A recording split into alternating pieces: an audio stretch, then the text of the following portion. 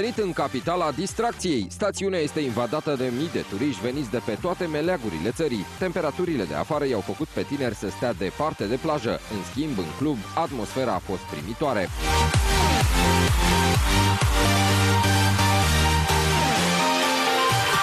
Au dansat și au chefuit până n-au mai putut. Nimeni și nimic nu le-a stat în cale.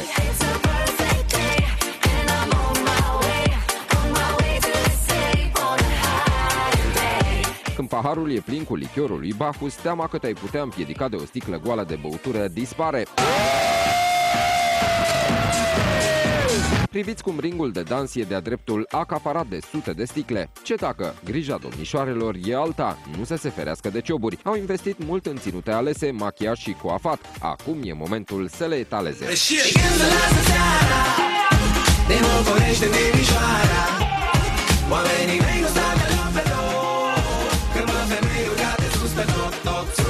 Nici n-aveai nevoie de o avere ca să te simți bine. La corturile special amenajate pe plajă, intrarea e gratuită, iar muzica mixată de mai mulți DJ de peste hotare. Și uite, așa se face că n-ai loc nici să arunci un băț în toată forfota. E perfect! Ce mai perfect? Muzica mea preferată.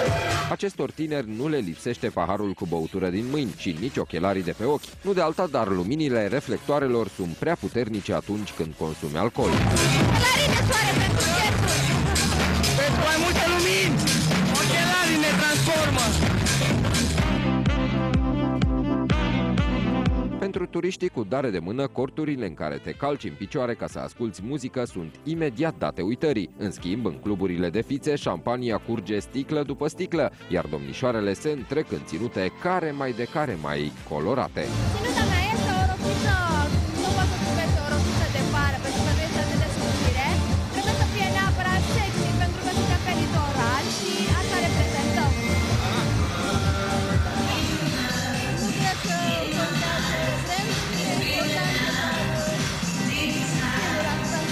Ea e sus pe toc și ce mai toc, unul multicolor de peste 14 cm. Se facă că te-ai bronzat deja. Am stat atunci la briza mării și ăsta a fost la că te-ai bronzat? Da. Domnișoara din imagini nu s-a uitat la buget.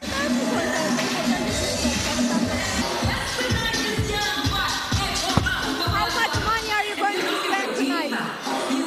For Romanian women, millions we spend tonight. De distracție a avut parte și Radu Mazăre, care a semnat conștiincios condica de prezență la un club de fițe din Mamaia. Ținuta de aseară la fel de extravagantă ca întotdeauna. Un tricou, niște bretele asortate cu pantofii și niște pantaloni albaștri cu imprimeuri.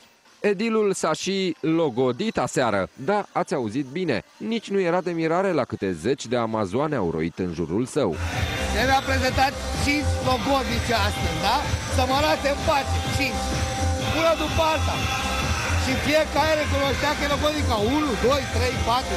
Îi cânte cu Lunelu Ploieșanu, că 5 femei iubesc pe lume. Dacă vezi, le zic pe lume. Una Ina, una e Ina, alta e biata Paulina. Uite așa l-a prezentat și eu. Distracția a ținut până în zorii zilei, iar petrecăreții o vor lua cu siguranță de la capăt în seara aceasta.